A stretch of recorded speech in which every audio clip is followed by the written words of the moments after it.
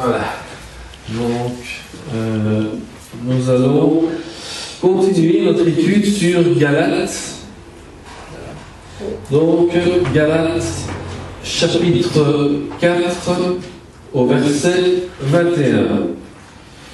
Nous allons aujourd'hui voir le thème de les deux enfants d'Abraham. Donc, Galates 4, 21 dit: dites-moi, vous qui voulez être sous la loi, ne comprenez pas la loi.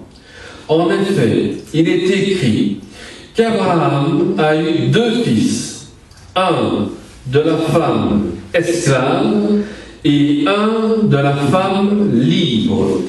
Mais celui de l'esclave est né par volonté humaine, et celui de la femme libre est le fruit de la promesse. C'est fait donc une valeur allégorique, car ces femmes représentent deux alliances. L'une vient du mont Sinaï et donne naissance à des esclaves, c'est Agar. En effet, Agar, sur le mont Sinaï en Arabie, et elle correspond à la Jérusalem actuelle qui vit dans l'esclavage avec ses enfants. Mais la Jérusalem d'en haut est libre, c'est elle qui est notre mère. De fait, il est écrit: réjouis-toi, stérile, toi qui n'as pas eu d'enfant, éclate de joie et pousse des cris de triomphe. Toi qui n'as pas connu les douleurs de l'accouchement, en effet, les enfants de la femme délaissée seront plus nombreux que ceux de la femme mariée. Nous, frères et sœurs, comme Isaac, nous sommes les enfants de la promesse, le fils né de la volonté humaine.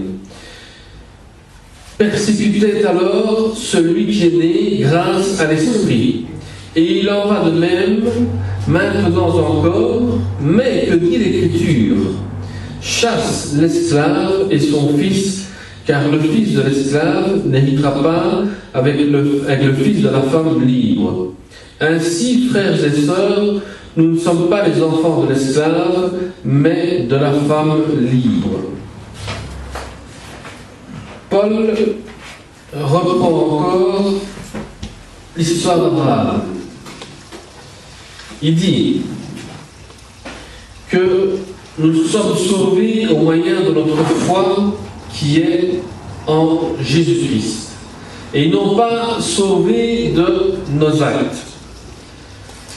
Quand Paul oppose la loi, qui est le symbole contre la femme, et ceux qui sont comme Agar, qui a franchi la loi et le mépris d'Agar, comme sur Sarah. On voit dans la Genèse 16:4 où il dit: il alla vers Agar et elle devint enceinte, et quand elle se vit enceinte, elle regarda sa maîtresse avec mépris. Ce sont des choses difficiles à comprendre, des choses difficiles à expliquer. Mais pourtant, ce sont des choses qui sont claires. On a des fois, dans des églises ou en dehors de l'église, des personnes qui sont mariées, qui ont des enfants. Cet enfant-là est béni par Dieu. Quand il y a un couple qui n'est pas marié et la femme est enceinte, vous allez me dire, c'est un accident qui est arrivé. Mais, comme je le dis souvent, il y a des freins sur une voiture et tu sais mettre un frein avant d'arriver à l'accident. Quand l'enfant est né hors mariage, l'enfant n'est pas béni.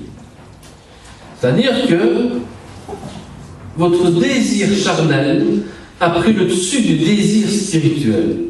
C'est-à-dire qu'à un moment donné, vous êtes dit: à quoi bon se marier? Allons-y, couchons ensemble, de toute façon, si ça ne va pas entre nous, on ira voir ailleurs. Mais le problème est, que la femme qui est enceinte va avoir du mépris envers celui qui l'a mis enceinte. C'est-à-dire qu'à un moment donné, Dieu va punir l'homme qui a commis la faute et punira aussi, presque je vais dire, l'enfant qui a été conçu sans le vouloir, sans être béni par Dieu, sauf si il vient à Dieu par reconnaissance. Mais comme on voit ici, les deux enfants n'ont pas été, un a été vers Dieu, mais l'autre n'a pas été vers Dieu. Donc, qu'est-ce que Agar a fait et qu'est-ce qui arrive dans nos jours d'aujourd'hui quand on ne vient pas vers Dieu? On a une attitude de non-respect envers notre Maître. On n'a plus de respect envers Jésus-Christ. C'est-à-dire que on n'a même plus de respect de la parole de Dieu. Paul dit, à un moment donné dans Corinthiens, que si vous avez été au-delà de ce que la parole de Dieu nous dit, alors il est préférable de vous marier pour être sûr que vous ne soyez pas pris trop tard le jour de l'enlèvement. Parce que si maintenant, et ça arrive souvent, que des jeunes aujourd'hui ont des relations et la fille est enceinte, hors mariage, et que le Christ revient le lendemain te chercher, que vas-tu dire à Christ? C'est un accident. Je suis désolé, mais je ne sais pas quel jugement le Christ fera.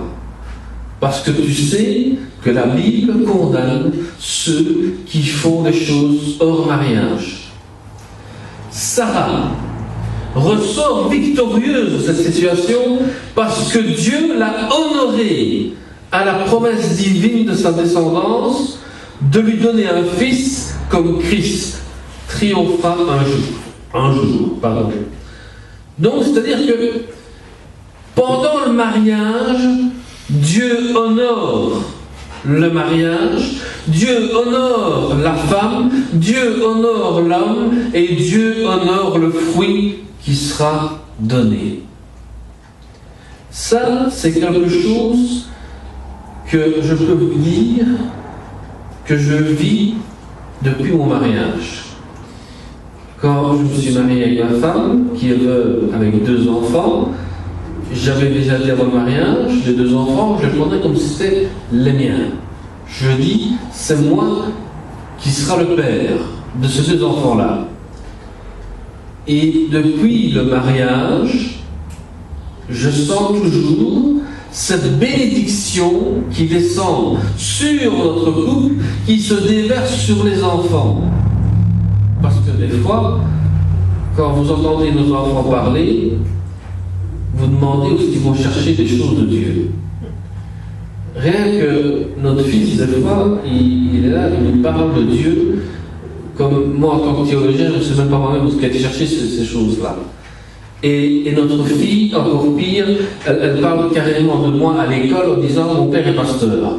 Et si j'ai des questions, je demande à lui. Parce que vous vous trompez dans certaines choses. Et puis, l'autre jour, elle me dit « tu sais que Dieu parle dans 3 choses. Le feu, l'eau et le vent. » Je lui dis « mais comment tu sais ça ?» Parce que Dieu a parlé à travers le feu. Moïse avait le buisson ardent. Jésus a dit « je suis l'eau, la source de vie ».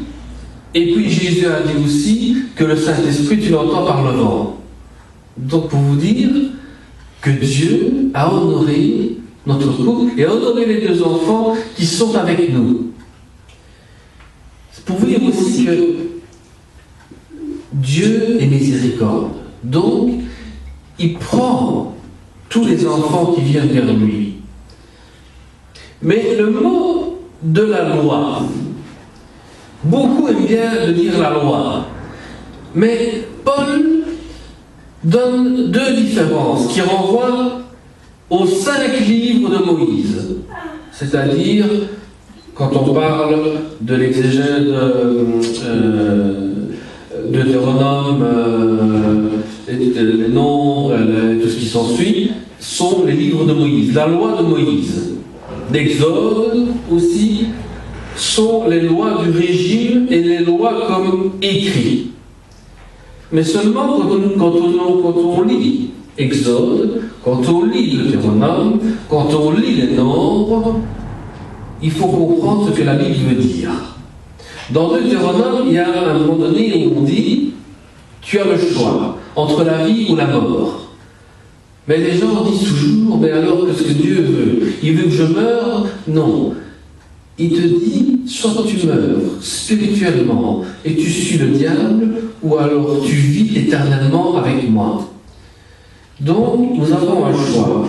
Soit je vis avec Dieu, ou je meurs spirituellement et je me laisse guider par le mauvais esprit. Mais Luc dira dans son écrit, Luc 2, 22 à 24, « Et quand les jours de leur purification furent accomplis, selon la loi de Moïse, Joseph et Marie le portèrent à Jérusalem pour le présenter au Seigneur, suivant ce qui est écrit dans la loi du Seigneur. Tout mâle premier-né sera consacré au Seigneur, et pour offrir en sacrifice 2 tourterelles ou 2 jeunes pigeons, comme cela est prescrit dans la loi du Seigneur. » Ce qui veut dire que, au monde d'aujourd'hui, dès que nous avons un enfant, il est préférable de le présenter devant le Seigneur. Mais il n'y a plus de sacrifice à faire, plus de sacrifice d'animaux, parce que Christ a été la victime expiatoire de bouger sur nos péchés. Et quand on présente l'enfant nouveau-né dans l'Église, devant Dieu, Dieu, qu'est-ce qu'il fait? Il déverse une bénédiction sur cet enfant. Nous-mêmes, on se dit, mais qui sait ce qui finira plus tard? Ne t'occupe pas de ça, Dieu sait déjà ce qu'il a fait sur lui. Pourquoi? Parce que quand Christ a été présenté dans le temple, il y avait une prophétesse, comme on disait dans la Bible, qui a dit « Voici celui qui va venir sauver le monde ». Et cette femme l'a vu, et puis elle a pu mourir en paix, parce qu'elle attendait tellement pour le voir. C'est pour vous dire que des fois, présenter son enfant à Dieu veut dire qu'une bénédiction est en train de s'agrandir. Quel que soit le chemin qu'il va suivre, mais un jour, il va revenir vers le Seigneur. Peut-être que nous, on ne verra peut-être pas, comme cette prophétesse qui a tant attendu de voir ce Messie se présenter, elle l'a vu, elle a pu mourir en paix parce qu'elle l'a vu. Des fois, nous aussi, on veut voir nos enfants, voir quelque chose dans l'Église, mais qui sait, peut-être que le jour où on ne sera plus là, ils ont peut-être pris la relève. Et on ne sait jamais ce qu'il y a dans leur tête. Combien de fois notre fils n'arrête pas de dire moi j'aimerais bien être pasteur aussi, et puis après il parle d'autre chose, il oublie ce qu'il a dit, mais il n'oublie pas ce qu'il a dit, il tient toujours parole, mais seulement il est en train de réfléchir comment, il regarde comment je travaille, des fois il vient dans mon bureau, il regarde comment est-ce que je lis, comment est-ce que je travaille, comment est-ce que j'écris, il pose plein de questions pour savoir comment est-ce qu'on devient un pasteur. Notre fille, il vient toujours en cachette dans le bureau, comme si je n'entendais pas, pour voir si je lis et qu'est-ce que je lis, et je dois lui expliquer ce que j'ai lu, ce que j'ai écrit, parce que comme ça, quand elle va à l'école, elle peut expliquer à ses professeurs, voici ce que mon père m'a appris. Et Luc, encore une fois, dans son chapitre 24-44, il dit, puis il leur dit, c'est là ce que je vous disais lorsque j'étais encore avec vous, qu'il fallait que s'accomplisse tout ce qui était écrit de moi dans la loi de Moïse, dans les prophètes et dans les psaumes. Donc, Jésus a aboli tout l'Ancien Testament. Donc il a fallu plus, je vais dire presque 1000 ans, plus de 1000 ans, pour que s'accomplisse la prophétie, s'accomplisse la loi de ce qui a été dit dans l'Ancien Testament. Aujourd'hui, on n'arrête pas de dire qu'il est temps de se repentir, qu'il est temps de se remettre en ordre avec Dieu, qu'il est temps de chercher le Saint-Esprit, qu'il est temps de dire qu'on doit être prêt pour le retour de Christ. Beaucoup disent, oui, mais ça fait plus de 2000 ans qu'on nous dit que Jésus-Christ doit revenir. 1000 ans pour Dieu, ça ne vaut qu'une journée. Mais pour nous, on doit toujours être prêt au moment où il va arriver. Car la Bible dit qu'il viendra comme un voleur. Et Paul, pour expliquer ce que Luc voulait dire, dit dans 1 Corinthiens 9, où ils disent « Ces choses que je dis n'existent-elles que dans les usages des hommes. La loi ne les dit-elle pas aussi ? Car il est écrit dans la loi de Moïse, « Tu ne muselleras point le bœuf quand il foule le grain. Dieu se met-il en peine des bœufs ou part-il uniquement à cause de nous ? Oui, c'est à cause de nous qu'il a été écrit que celui qui laboure doit labourer avec espérance, et celui qui foule le grain foule avec l'espérance d'y avoir part. » Le grain, quand c'est le jour de la moisson, les moissonneuses batteuses rentrent dans le champ et commencent à moissonner le blé. D'un côté, la paille sort, de l'autre côté, on récolte le grain. Celui qui est sur la machine se dit, il me faut du grain pour que je puisse le vendre, je puisse récolter mon salaire. C'est ça que nous sommes aussi. Nous sommes sous une moissonneuse batteuse en train de récolter le grain pour avoir notre salaire spirituel. Combien d'âmes est-ce que je vais sauver?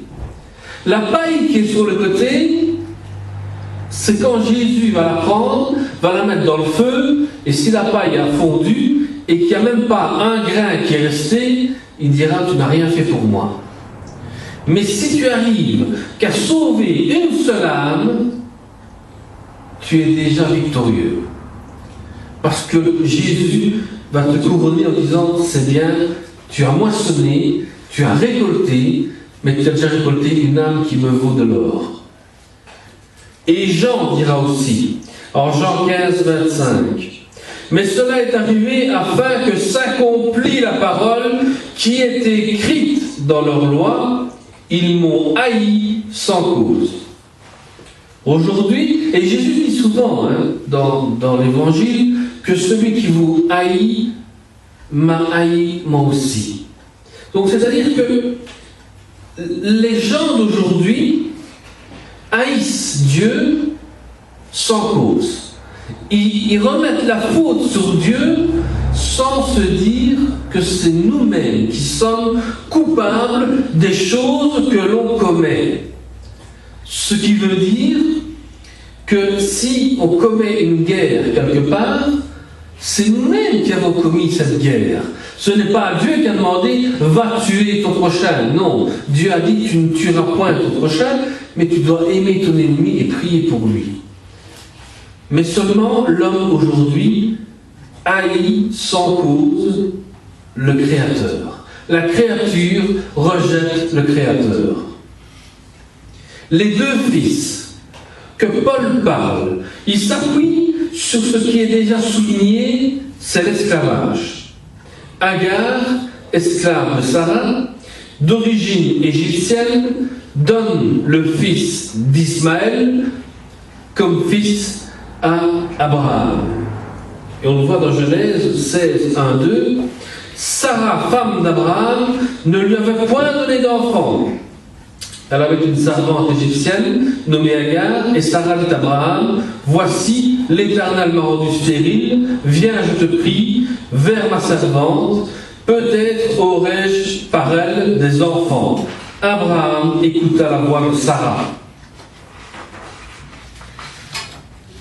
Ici, pour comprendre pourquoi Ismaël n'a pas été béni,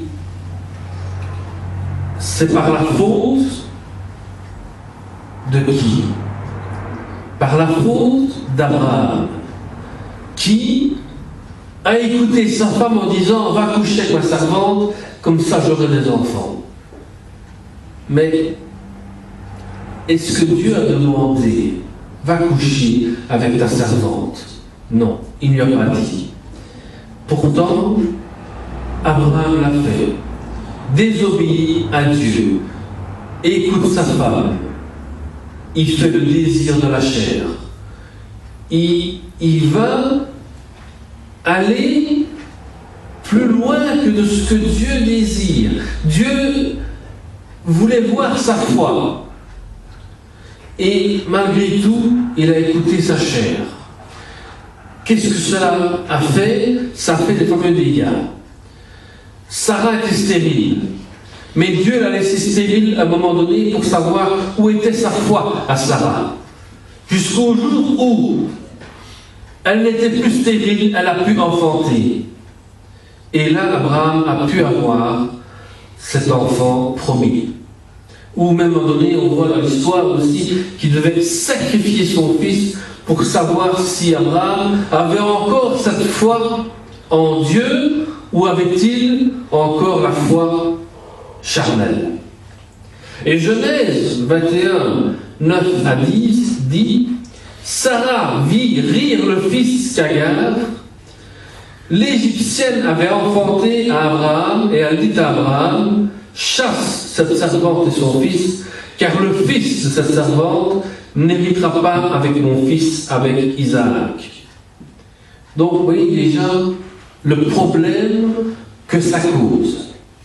Et là-dessus, on peut faire un débat sur les histoires de couple et autres, que si on commence à tromper sa femme, on commence à changer les choses, on se remarque ici que Sarah demande de chasser sa servante. Mais Paul explique ce qui est arrivé à Agar et Sarah, l'image de Dieu et son peuple. Combien de fois on parle de Dieu et on le chasse. Et on dit, laisse-moi tranquille avec ton Dieu, je ne veux rien savoir. Malheur à eux, parce que s'ils chassent Dieu, je ne sais pas ce qu'il leur attend. Parce que Dieu montre de l'amour pour eux, mais si on le chasse, Dieu veut encore de toi, jusqu'à ton dernier souffle. Agar est aussi devenue une construction grecque qui est l'historique, comme l'histoire de Sarah. Quand on a parlé de Jérusalem, ici on parle de Sarah et d'Agar. Jérusalem et l'Arabie, comme on a dit dans la Bible. Jérusalem est une capitale religieuse de ceux qui vivent la loi juive. Quand vous allez à Jérusalem, dans le temple de Jérusalem, c'est divisé en deux. Partie musulmane, partie juive. Ce qui veut dire, voilà le fruit de Sarah et d'Agar. Une partie que l'on rejette, une partie que l'on veut garder. Celle que l'on veut garder, c'est la loi. Mais la Jérusalem céleste n'est pas celle de l'Église, mais la réalité de Christ sur le trône. Nous, on doit se baser sur la Jérusalem céleste. Ce qui se passe en Jérusalem au monde d'aujourd'hui n'est qu'une capitale religieuse. Ils veulent construire des temples religieux, pensant que Dieu va les chercher dans ce temple-là. Dieu n'a pas demandé qu'on construise des temples. Dieu a demandé qu'on l'adore en esprit et en vérité, puisque la Jérusalem céleste, c'est Christ sur le trône, qui est assis et qui nous attend pour son retour. Philippiens 1,28 dit « Seulement conduisez-vous d'une manière digne de l'évangile de Christ, afin que, soit que je vienne vous voir, soit que je reste absent, j'entends dire que vous demeurez ferme dans un même esprit, combattant d'une même âme par la foi de l'évangile. » Ce qui veut dire que nous devons rester fermes dans le même esprit, l'esprit de Jésus-Christ. On ne doit pas changer d'évangile. On doit garder l'évangile de Jésus-Christ qui nous a été donné. Comme Paul a dit, soit que je vienne vous voir, soit que je suis absent, demeurez dans le même esprit. Combattez toujours l'évangile, c'est-à-dire ne vous laissez pas séduire par quelqu'un qui vous annoncerait un autre évangile que celui qui vous a été enseigné. Beaucoup sont en manque de lecture, beaucoup sont en manque de recherche du Saint-Esprit. Je peux vous dire que quand je suis en cours de master, et je me souviens toujours d'un professeur qui m'a dit, quand tu feras le master, tu vas te dire que tu n'as jamais rien compris sur les 4 ans de théologie que tu as fait.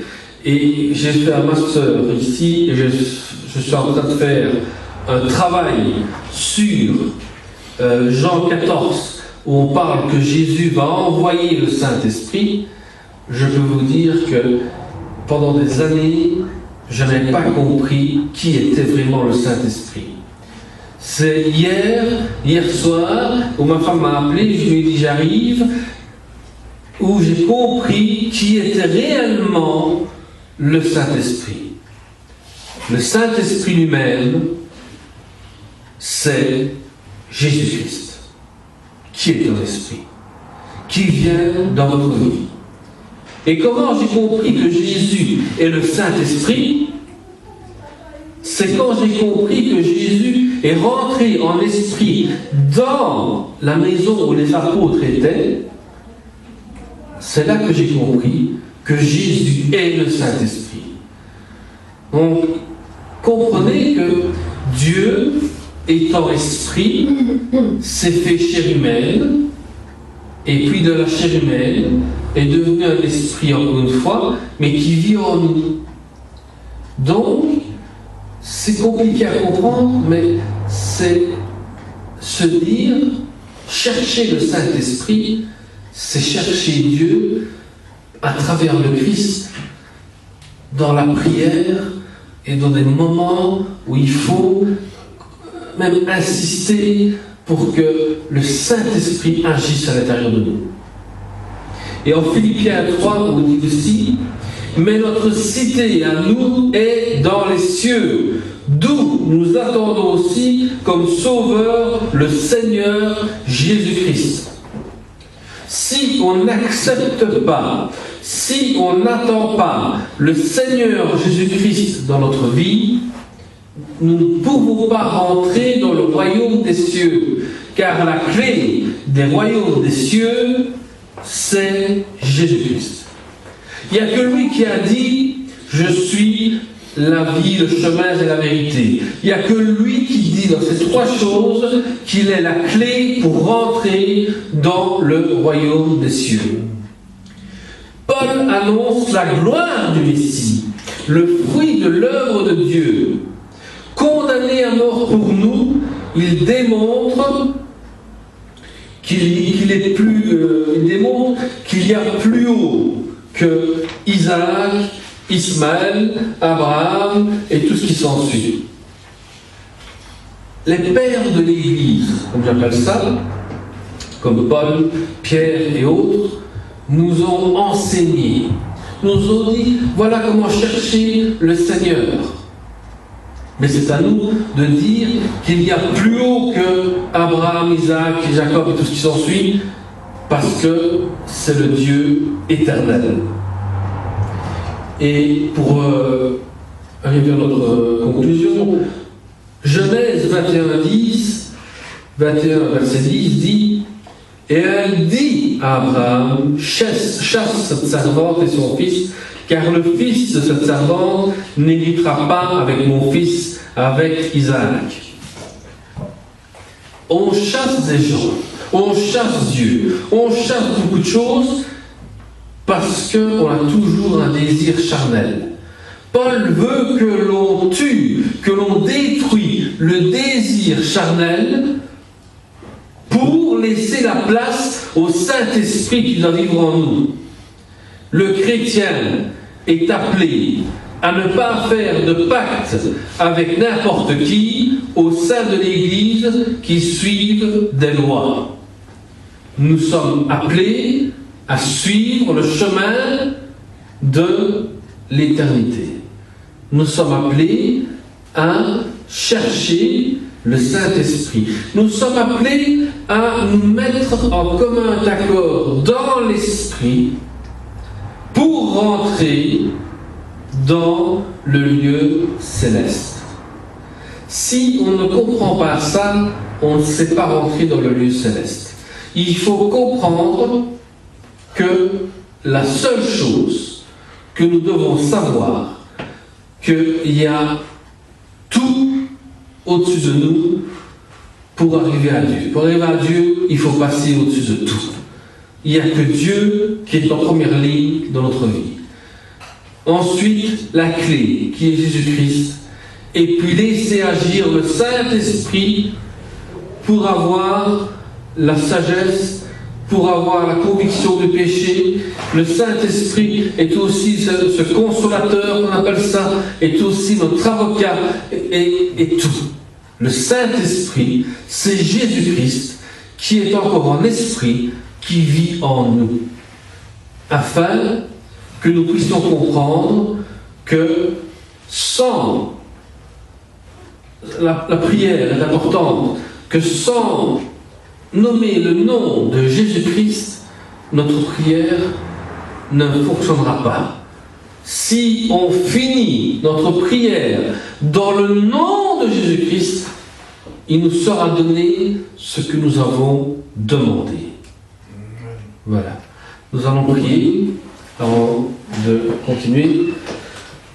Seigneur Jésus, nous te remercions, nous te bénissons, parce que Seigneur, tu parles à travers nos cœurs, à travers nos pensées.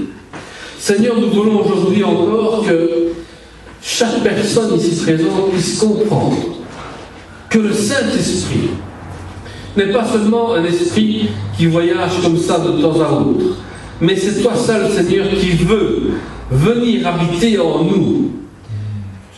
Que personne d'entre nous ne t'attriste, Seigneur. Car la parole dit, n'attristez pas le Saint-Esprit. Parce que nous savons que attrister le Saint-Esprit, c'est attrister Jésus-Christ. Et nous ne voulons pas t'attrister. Nous voulons te glorifier. Nous voulons t'édifier. Nous voulons t'élever. Oui. Nous voulons dire que tu es le Dieu Tout-Puissant. Nous voulons dire que tu es celui qui guérit, celui qui est là et qui parle à travers ta parole. Merci.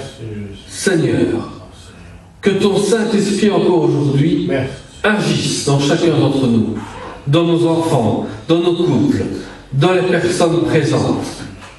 Seigneur, ne laisse pas place à un autre esprit que le tien, car nous avons choisi et nous avons dit oui à ton esprit, le seul, unique serviteur, souffrant sous la croix. Et aujourd'hui, nous sommes libres en esprit et en vérité, parce que ta parole nous enseigne et nous parle de toutes choses. Merci Seigneur. Dans le nom de Jésus. Amen. Amen. Soyez bénis. Amen, amen, amen. Amen. Amen. Vous savez qu'il vient de parler quelque chose pour le Saint-Esprit. Jésus-Christ, il avait parlé aux apôtres. Je m'en vais préparer une place pour vous.